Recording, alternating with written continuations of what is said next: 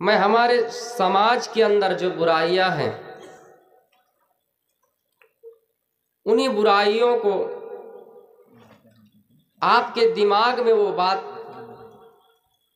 डालना चाहता हूं और ये उम्मीद लेकर मैं कहना चाहता हूं कि अगर हम और आप अपने आप को बदलने की कोशिश करेंगे तो इंशाअल्लाह हमारे मुल्क के हालात भी बदलेंगे।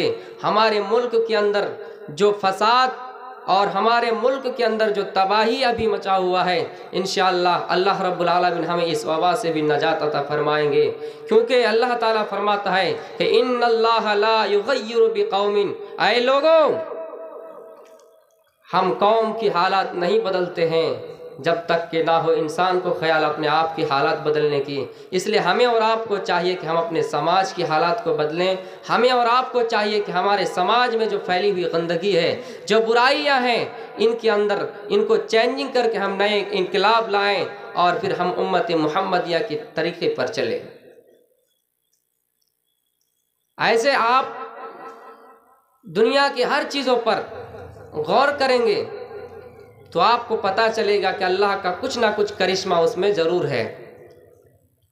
अल्लाह अगर इंसान को बुराई से, अल्लाह अगर इंसान को नागहानी आफत से, अगर इंसान को अल्लाह रब्बुल आलमीन किसी मुसीबत से आजमाए तो इसमें भी अल्लाह रब्बुल आलमीन का एक करिश्मा है। अल्लाह फरमाता है कि सारी चीज़ें मेरी नियामत है, इसमें भी तुम्हारे लिए कुछ ना कुछ फ़ायदा है। हम और आप अल्लाह की नियामतों को शुमार नहीं कर सकते हैं और ना ही उसकी नियामतों को गिन सकते हैं। पहले हम अल्लाह की नियामतों का नमूना देकर उनकी मिसाल बयान करके हम तकरीर शुरू करना चाहते हैं। मेरे भाइयों, मूसा अलैहिस्सलाम अल्लाह के एक रसूल थे जिनको अल्लाह रब्बुल आलमीन ने कलीमुल्लाह यानी मूसा अलैहिस्सलाम अल्लाह से डायरेक्ट खिताब करते थे, इस चीज़ से लक़ब दिया। जिस तरह के हज़रत मुहम्मद रसूलुल्लाह सल्लल्लाहु अलैहि वसल्लम हैं, इनको रसूलुल्लाह से ताबीर किए गए, उसी तरह मूसा कलीमुल्लाह से वो लोग ताबीर किए हैं। मैं मूसा अलैहिस्सलाम के वाक़ियात को बयान कर रहा हूँ।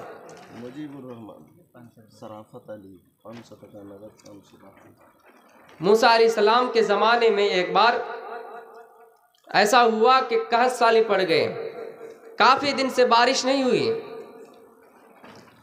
मूसा अलैहिस्सलाम के कौम ने ये अपने नबी को मंच पर बुला कर लाए कि आए नबी, चलिए मैदान में चलते हैं और वहाँ हम सब बैठकर अल्लाह से दुआ करेंगे, अल्लाह से प्रार्थना करेंगे, अल्लाह से प्रे करेंगे। ये अल्लाह, ये इलाका बिल्कुल खुश हो चुका है, यहाँ की मिट्टी बिल्कुल सूखी हो चुकी है, यहाँ के घास बिल्कुल हरे पौधे नहीं हैं। आय अल्लाह तू बारिश बरसा। मूसा अलैहिस्सलाम अपने कौम के साथ चटियाल मैदान में जाते हैं और दुआ कर रहे हैं, या अल्लाह हमें बारिश दे, हमारे खेतों को सब्ज कर दे, हमारे खेतों में पानी डाल दें। अल्लाह रब्बुल आलमीन कहता है, मूसा तुम्हारे कौम में एक ऐसा आदमी है, तुम्हारे मजलिस में एक ऐसा आदमी है जिन्होंने कभी अल्लाह को याद नहीं किया, जिन्होंने जुमे की नमाज भी नहीं पढ़ी, जिन्होंने कभी अल्लाह को याद नहीं किया, जिन्होंने कभी अल्लाह को एक सजदा भी नहीं किया, सजदा तो छोड़ो अल्लाह का नाम भी नहीं लिया, उनके दिल में जरा सा भी रहम नहीं है, उनके दिल में अल्लाह का खौफ नहीं है। उस आदमी को आप कहिए कि वो आदमी उस मजलिस से चला जाए, हम बारिश बरसा देंगे, बारिश नाजिल कर देंगे। मूसा अलैहिस्सलाम परेशान हो गए कि इतने बड़े मजलिस में कौन ऐसा गुनहगार होगा। लेकिन जो गुनहगार था वो नीचे सर करके बैठा और अल्लाह से दुआ कर रहा है, आय अल्लाह मैंने जिंदगी भर गुनाह के काम किए, मुझसे बुराई ही बुराई होती चली गई। मैंने जिना किया, मैंने चोरी किया, मैंने बुराई की, मैंने शराब पी। आय अल्लाह आज के बाद से वादा करता हूँ, आज के बाद से ये तौबा करता हूँ कि आज के बाद से कोई गुनाह नहीं करूँगा, आज के बाद से कोई बुराई नहीं करूँगा। लेकिन या अल्लाह तू आज इस मजलिस में जिल्लत और रुसवाई होने से बचा लीजिए। मूसा अलैहिस्सलाम अगर जान लेंगे कि मैं ही वो शख्स हूँ, मैं ही वो आदमी हूँ जो ज़िंदगी भर अल्लाह को याद नहीं किया हो, तो या अल्लाह मैं जलील हो जाऊँगा, मेरी इंसल्टी हो जाएगी, मेरी बेइज्जती हो जाएगी। जो यूँ आदमी ने दुआ की, अल्लाह ने उनकी दुआ को कबूल कर लिया और बारिश होने लगी। मूसा अलैहिस्सलाम परेशान हो गए, या अल्लाह क्या बात है? आपने कहा कि वो गुनहगार बंदा उस मजलिस में मौजूद है, तो बंदा तो गया नहीं और बारिश होने लगी। अल्लाह कहता है मूसा अलैहिस्सलाम तुम मेरे आज़मत के बारे में जानते नहीं हो, तुम मेरे दरवाजे रहमत के दरवाजे के बारे में जानते नहीं हो। कहा क्यों?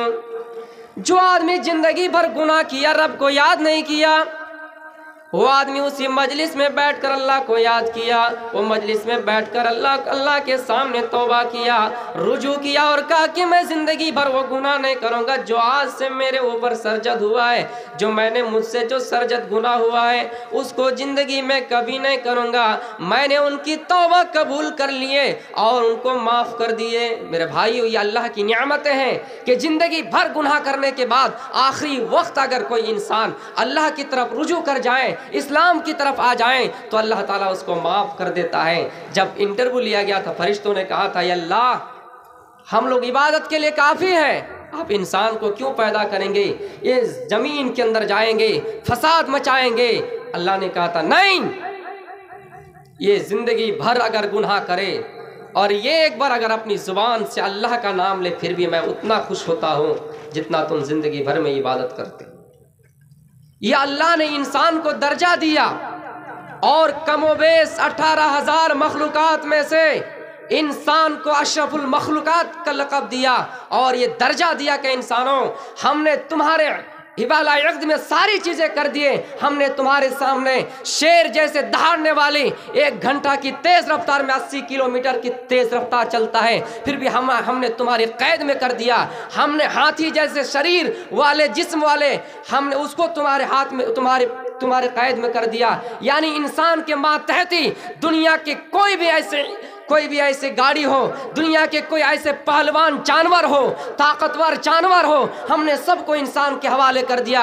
इंसान के ऊपर वो डिपेंड है। इंसान अगर पिंजरे में कैद कर दे वो नहीं निकाल सकते हैं। मेरे भाइयों, इंसान को अल्लाह ने ये दर्जा दिया था। हमारे कौम के अंदर और समाज के अंदर जो बुराइयां हैं, मैं उसको बता रहा हूँ।